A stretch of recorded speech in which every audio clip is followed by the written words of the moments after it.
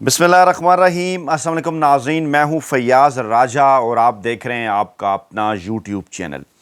जब एक भाई पैर पकड़े बैठा होता है तो इस दौरान दूसरा भाई गर्दन पकड़ने की कोशिश में मसरूफ़ होता है। जी हाँ, नवाज शरीफ और शहबाज शरीफ साहब के कम्बिनेशन के मुतल्लिक बाखबर हल्के इसी किस्म के दावे किए करते हैं और इन दिनों भी इसी किस्म के दावे कर रहे हैं कि जब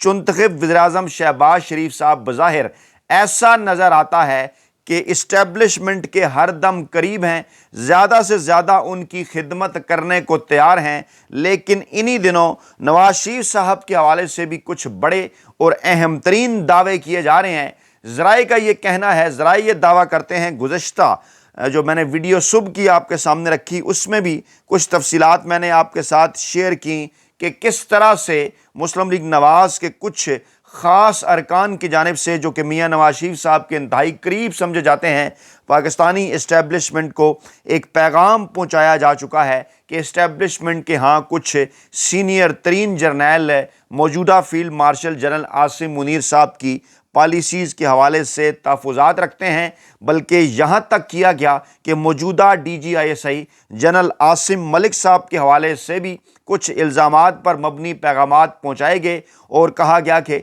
मुस्लिम लीग नवाज़ और मियाँ नवाज शरीफ साहब की ये ख्वाहिश है कि साबिक DGISI जनरल नदीम अंजम साहब को DGISI मुकर्रर किया जाए, क्योंकि दूसरी जानिब से इस किस्म के सिग्नल आ रहे थे कि जनरल आसिम मलिक साहब की रिटायरमेंट के बाद, उनकी मुद्दत पूरी होने के बाद मेजर जनरल फैसल नसीर साहब को DGISI बनाया जाएगा। चंद दिन पहले इस हवाले से एक डिबेट भी हुई और मैं रेफरेंस के तौर पर यह बात आपके सामने रख रहा हूँ। आपको याद होगा अफसार आलम साहब के ट्वीट्स, उनकी वीडियोस और उसके बाद फिर एक डिबेट और बाकायदा तौर पर यह कहना मुनीब अख्तर साहब की जानिब से कि जनाब एक मखसूस ट्विटर अकाउंट कौन इस्तेमाल कर रहा था। आप बैकग्राउंड में जाकर ये चीज़ें देख सकते हैं। आज इस वीडियो के अंदर उसी मामले की मज़ीद तफसीलात हम जनाब आपके सामने रखने जा रहे हैं। कहा यह जा रहा है, दावा यह किया जा रहा है कि चंद दिन पहले मियाँ नवाज शरीफ साहब नवंबर के महीने में, और इस वक्त भी इस किस्म की तलात है कि इस मंसूबे के ऊपर अभी भी काम जारी है, नवंबर के महीने में कुछ इस किस्म की खबरें पाकिस्तान के ताकतवर हलकों को मौसूल हुई कि मियाँ नवाज शरीफ साहब की जानिब से एक बार फिर आर्मी चीफ साहब को घर भिजवाए जाने का एक मंसूबा बनाया जा रहा है। हालांकि इसके बावजूद कि जब लंदन प्लान तरतीब दिया गया, जिसके मुतल्लिक इमरान खान साहब बार बार जिक्र करते हैं और वो ये बात बताते हैं कि मियाँ अपने करीबी ज़राए को कि मियाँ नवाज शरीफ साहब मौजूदा army chief field marshal general Asim Munir साहब को आर्मी चीफ बनाने पर इसलिए तैयार हुए थे कि अपने कुछ करीबी हलकों को उन्होंने ये कहा था कि फील्ड मार्शल आसिम मुनीर साहब वो आखिरी शख्स होंगे जो कि इमरान खान साहब के साथ किसी किस्म की कोई डील करेंगे या उनके साथ किसी किस्म के कोई मामला तय करेंगे। और इसके बैकग्राउंड में मियाँ नवाज शरीफ साहब अपने करीबी हलकों को ये बताया करते थे कि आसिम मुनीर साहब के इमरान खान साहब से इख्तलाफात उसी वक्त पैदा हो गए थे जब इमरान खान साहब ने अपने दौरे हुकूमत में उन्हें DGISI के ओहदे से हटाकर उनकी जगह पर जनरल फैज़ को DGISI मुकर्रर किया था। ये लंबा चौड़ा बैकग्राउंड मैं आपके सामने इसलिए रख रहा हूँ कि मियाँ नवाज शरीफ साहब की तारीख़ यही है, शरीफ ख़ानदान की तारीख़ यही है। और आज एक बार फिर इस्लामाबाद के कुछ ड्राइंग रूम्स के अंदर एक रायविंड साजिश की एक ऑडियो टेप का जिक्र किया जा रहा है, जिसके मुतल्लिक ये कहा जा रहा है कि इसकी तफसीलात पाकिस्तानी इस्टेब्लिशमेंट के पास पहुंच चुकी हैं। ये भी कहा जा रहा है कि मियाँ नवाज शरीफ साहब के कुछ करीबी हलकों की जानिब से, उनके कुछ ख़ास नुमाइंदों की जानिब से कुछ कोर कमांडर्स के साथ बराह रास्त राबते करने की कोशिशें भी की गई, जिसकी मालूमात सीनियर अस्करी क़यादत को, इस्टेब्लिशमेंट को मिल चुकी है। मैं अगर इसमें कुछ माजी की मिसालें आपके सामने रखूं तो हालात इस वक्त जो चल रहे हैं पाकिस्तान के अंदर, उसका आपको बगौर वो तमाम तर मामलात समझने में आसानी होगी। मियाँ नवाज शरीफ साहब का तरीका वारदात हमेशा से यही रहा है। जनरल ज़िया-उल हक साहब के ज़माने से चौधरी बरादरान के हवाले से भी इस किस्म की खबरें हैं। चौधरी शुजा साहब अपनी किताब के अंदर भी इस हवाले से जिक्र करते हैं कि जब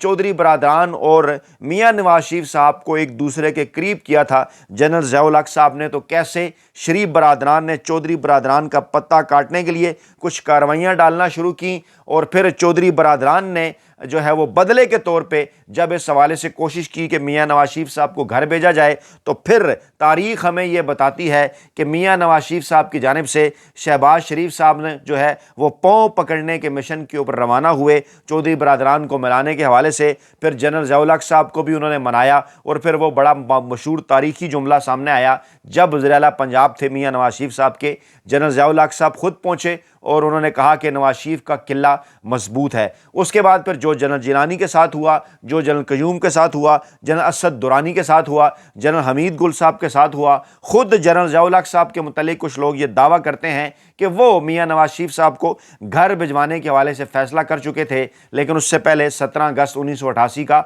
हादसा हो गया। इस किस्म के हक़ाइक़ हमें किताबों के अंदर मिलते हैं, हमारे पास किताबें मौजूद हैं, दस्तावेज़ात मौजूद हैं जहाँ पर इस किस्म की चीज़ें जो हैं वो मौजूद हैं, लिखी हुई हैं कि क्या फ़ैसला उस वक्त भी हो चुका था। खैर, ये मामला इसी तरह से आगे बढ़ता है और मियां नवाज शरीफ साहब और शहबाज शरीफ साहब का तरीका वारदात हमेशा से यही रहा। जब general Asif Nawaz Janjua chief of army staff थे तो उस वक्त भी जब मियां साहब के उनके साथ इख्तलाफात थे, चाहते वो ये थे कि मियां साहब के जो सियासी मुखालफीन हैं उनके खिलाफ कार्रवाइयाँ हों। मियां साहब ये चाहते थे कि उनके सियासी मुखालफीन को, जो कि मोहतरमा बेनज़ीर भुट्टो साहबा थी, उनको दीवार के साथ लगाया जाए। अनड्यू किस्म की जनाब एक हमायत मिले इस्टेब्लिशमेंट की जानिब से नवाज शरीफ साहब को, जबकि आसिफ नवाज जंजुआ साहब एक जो है वो प्रोफेशनल सोल्जर थे। उस वक्त भी इस किस्म की खबरें आई कि मियां नवाज शरीफ साहब ने जन आसिफ नवाज जंजुआ के कोर कमांडर से, पाक फ़ौज के कोर कमांडर से बराह रास्त राब्ते किए। इस किस्म की इत्तलात भी आई कि उन कोर कमांडर्स के भाइयों को उन्होंने फैक्ट्रियां लगाने के हवाले से परमिट तक देने की बात की और कोर कमांडर्स को गाड़ियां तोहफे में देने की बात की। मामलात यहाँ तक पहुँचे कि शहबाज शरीफ साहब ने एक मरतबा कोशिश की कि वो जो है वो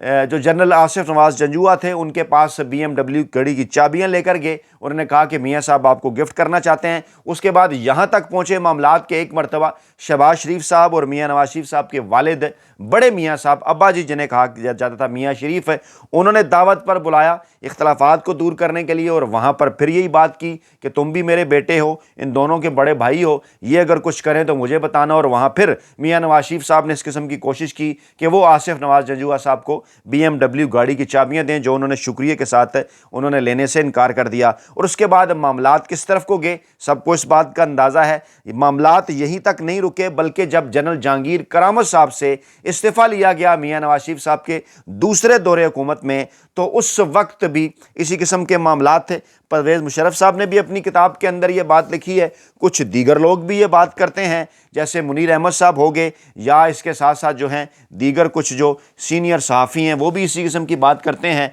अपनी किताबों के अंदर कि मियां नवाज शरीफ साहब उस वक्त भी कोर कमांडर्स के साथ बराह रास्त राब्ते के अंदर रहा करते थे। जब जहांगीर करामत साहब से इस्तीफ़ा लिया जा रहा था, परवेज़ मुशर्रफ साहब को कैसे बुलाया गया, ज़िक्र है उसका ये कि जनाब मिलिट्री सेक्रेटरी का फ़ोन आता है और कहा जाता है कि आर्मी चीफ़ आपको बुला रहे हैं। वो जब आगे से कहते हैं कि मैं आर्मी चीफ़ को बता के आता हूँ, तो वो कहते हैं कि ये मामला इंतहाई खुफिया है, आप आर्मी चीफ़ को बताए बगैर मियां नवाज शरीफ साहब से मिलने के लिए आएँ। और वो वहाँ पर फिर मुशर्रफ साहब को कहते हैं कि हम आपको आर्मी चीफ़ बना रहे हैं। उसके बाद फिर जब मुशर्रफ साहब के ख़िलाफ़ मियां साहब कारगिल के मामलात के बाद उन्हें हटाने के हवाले से प्लानिंग करते हैं, तो इस दौरान उनकी corps commander Quetta general Tariq Pervez के साथ बराह रास्त मुलाकातें होती हैं, जिसकी इत्तला मुशर्रफ साहब को मिल जाती है। फिर जनाब एक बार फिर अब्बा जी एंट्री डालते हैं और अब्बा जी खाने पर बुलाते हैं और फिर यही बात की जाती है कि ये दोनों तुम्हारे भाई हैं, तुम मेरे बेटे हो, मुशर्रफ साहब को कहा जाता है। फिर उन्हें उम्रे के ऊपर भी जाने की दावत दी जाती है। फिर joint chief of staff committee का ओहदा भी उन्हें दिया जाता है, लेकिन दरपर्दा कुछ और हो रहा होता है। फिर भी इस किस्म की कोशिशें जारी होती हैं कि किसी न किसी तरीके से उन्हें घर भिजवाया जाए। और इस दौरान एक मीटिंग में जब GHQ में मियां नवाज शरीफ साहब जाते हैं और वहाँ पर कहते हैं कि अब तो हमने आपको जॉइंट चीफ का ओहदा भी दे दिया है, कोई इख्तलाफात नहीं है। उस मीटिंग में चौधरी निसार, मुशाहिद हुसैन, लेफ्टिनेंट ज़ियाउद्दीन और मिलिट्री सेक्रेटरी जावेद मलिक साहब भी मौजूद थे। और जनाब वहाँ पर यह होता है कि कोशिश ये की जा रही होती है कि किस तरह से मुशर्रफ साहब को घर भिजवा कर जनरल ज़ियाउद्दीन साहब को सामने लाया जाए। तो वहाँ पर चीफ़ ऑफ आर्मी स्टाफ कहते हैं कि जनाब हमारे पास कुछ मालूमात हैं, आप तब्दीली चाहते हैं कमान में। मियां साहब कहते हैं नहीं, आपको गलत मालूमात दी गई हैं। پھر جنرل پرویز مشرف ایک فوجی افسر کی جانب اشارہ کرتے ہیں، وہاں پر ایک ٹیپ ریکارڈر آتا ہے، اس میں کیسٹ چلنے لگتی ہے جس میں ایک غیر رسمی اجلاس کی گفتگو سامنے آتی ہے۔ اپنی اور اپنے ساتھیوں کی گفتگو سن کر نواز شریف صاحب پر سکتہ طاری ہو جاتا ہے۔ چودھری نثار اور مشاہد حسین صاحب کے چہرے بھی زرد ہو جاتے ہیں۔ کیسٹ ختم ہونے کے چند دموں کے توقف کے بعد نواز شریف جنرل پرویز مشرف کو کہتے ہیں کہ آج سے اس منصوبے کو ختم سمجھیے، ہم آپ کو joint chief of staff committee کے چیئرمین کے عہدے پر پکا کر رہے ہیں، آپ کی مدت ملازمت میں توسیع کر کے 2 سال کے لیے فوری طور پر آرمی چیف بنانے کے احکامات جاری کریں گے، اور اگلے ہی روز نوٹیفیکیشن بھی جاری ہو جاتا ہے۔ لیکن اس دوران پھر ایک اور حکمت عملی وہ اختیار کرتے ہیں، فوج میں پرویز مشرف کو تنہا کرنے کے حوالے سے مختلف کور کمانڈرز کو ادھر ادھر کرنے کا پروگرام بناتے ہیں۔ راولپنڈی کے corps commander lieutenant general Mahmood, ان کی جگہ لیفٹیننٹ جنرل سلیم حیدر کو لایا جاتا ہے۔ ISI کے سربراہ لیفٹیننٹ جنرل ضیاء الدین صاحب کو بنایا جاتا ہے، اور پھر اسی قسم کے دیگر معاملات براہ راست ملاقاتیں بھی ہوتی ہیں جس کی اطلاعات پرویز مشرف صاحب تک پہنچتی ہیں۔ معاملہ بگڑتا ہے، پھر 7 اکتوبر ہوتا ہے، پھر 12 اکتوبر بھی ہو جاتا ہے۔ یعنی یہ پوری کی پوری تاریخ میں نے آپ کے سامنے صرف اور صرف اس لیے میاں صاحب کی رکھی کہ میاں صاحب کا ہمیشہ سے یہ طریقہ واردات رہا ہے، اور ان دنوں ایک بار پھر اسلام آباد میں اس قسم کی خبریں گردش کر رہی ہیں۔ گزشتہ جو میں نے ویڈیو آپ کے سامنے کی اس کو بھی جا کر دوبارہ سے سنیے، اس ویڈیو کے ساتھ جوڑ کر آپ دیکھیں اور سنیں گے تو تمام تر معاملات آپ کو سمجھ آئیں گے کہ ان اختلافات کا آغاز کب، کیسے اور کیوں کر ہوا، اور خاص طور پر اس وقت جب پاکستان کی عوام، پاکستان تحریک انصاف ملک کی سب سے بڑی مقبول ترین عوامی سیاسی جماعت سڑکوں پر آنے کے لیے تیار ہے اس موجودہ غیر آئینی اور غیر قانونی رجیم کے خلاف۔ اس کے ساتھ ساتھ جو اسرائیل فلسطین کے حوالے سے، غزہ امن فورس کے حوالے سے ڈونلڈ ٹرمپ صاحب کے ساتھ جس اتحاد کے اندر اس وقت پاکستان کی موجودہ چنتخب حکومت گئی ہے، جس پر پوری دنیا بات کر رہی ہے، پاکستانی عوام ڈیفینیٹلی اسے ایک ایسا فیصلہ نہیں سمجھتے جو کہ پاکستان کی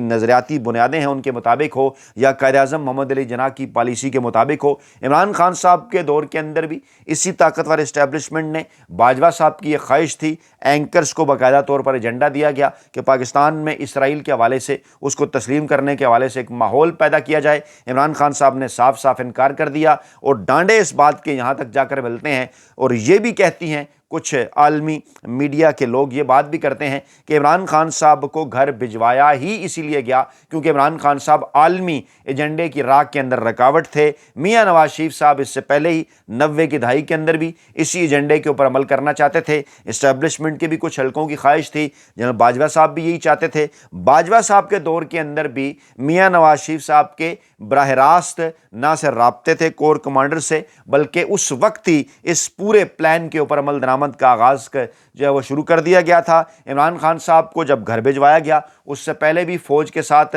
روابط میاں صاحب کے شروع ہو چکے تھے۔ پھر باجوہ صاحب کو جب یہ کہا گیا کہ آپ کو ایک اور ایکسٹینشن مل سکتی ہے، اور پھر ان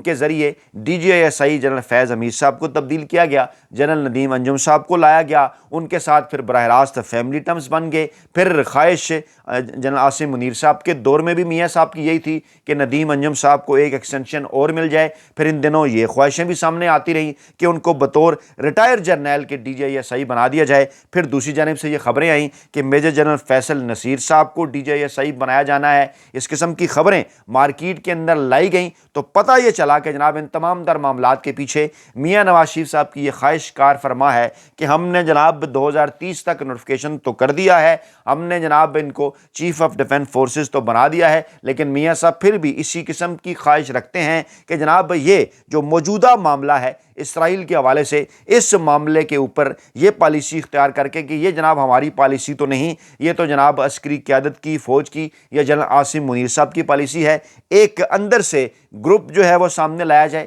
یا کم از کم تاثر یہ دیا جائے کہ کچھ اختلافات ہیں فوج کے اندر، اور اس کے بعد پھر وہی کارروائی کی جائے جو کہ میاں صاحب کا شہرہ رہا ہے ماضی کے اندر۔ کہا یہ جا رہا ہے کہ ان تمام تر چیزوں کی تفصیلات پاکستانی اسٹیبلشمنٹ کے پاس ایک بار پھر پہنچ چکی ہیں، ماضی میں بھی جیسے پہنچ جایا کرتی رہیں۔ ڈیفینیٹلی مختلف ذرائع ہیں ان کے، جہاں ملک کے اندر ایک پریمیئر ایجنسی ISI کام کر رہی ہے، وہیں ملٹری انٹیلیجنس بھی کام کر رہی ہے، دیگر ایجنسیز بھی کام کر رہی ہیں، اور یہ معاملات دونوں طرف سے جو کچھ چل رہے ہیں ایک دوسرے تک پہنچ رہے ہیں، اور صورتحال اس وقت پاکستان کے اندر یوں ہے کہ دونوں ہی فریق اس بات کی کوشش میں مصروف ہیں کہ کسی نہ کسی طریقے سے عمران خان صاحب سے کوئی ڈیل کر لی جائے، عمران خان صاحب سے کوئی NRO لیا جائے، اور اسرائیل، فلسطین، امریکہ کے حوالے سے جو معاملات ہیں اس کو عمران خان صاحب کے ذریعے شرف قبولیت بخشا جائے۔ عمران خان صاحب اس حوالے سے بالکل بھی تیار نہیں ہے، اس لیے دونوں جانب سے آخری حتمی فائنل مرحلے کا آغاز ہو چکا ہے کہ اس فیصلے کو لے کر اس کے جو تمام تر فال آؤٹس ہیں وہ دوسرے فریق پر ڈالے جائیں۔ چند دن پہلے یہ خبریں آئیں کہ DJI صاحب نے کچھ یوٹیوبر سے ملاقات کی ہے اور کہا ہے کہ یہ اسرائیل اور ڈونلڈ ٹرمپ صاحب کے حوالے سے جو پالیسی ہے یہ حکومت کی پالیسی ہے۔ اب حکومت کی جانب سے کاؤنٹر اسٹریٹجی کے طور پر اس قسم کی چیزیں سامنے آ رہی ہیں کہ فوج کے اندر اختلافات ہیں، یا عاصم منیر صاحب کی جو پالیسی ہے اس پر فوج کے کور کمانڈرز کی یا سینئر جنرلوں کی کچھ اور رائے ہے۔ یہ دعویٰ نون لیگ کی جانب سے کیا جا رہا ہے، اور ان تمام تر کے مقاصد وہی ہیں جو نواز شریف صاحب ماضی میں بھی حاصل کرنے کی کوشش کرتے رہے ہیں۔ اپنا بہت خیال رکھیے گا، دعاؤں میں یاد رکھیے گا۔ نئی ویڈیو کے ساتھ جلد حاضر ہوں گے۔ اللہ نگہبان۔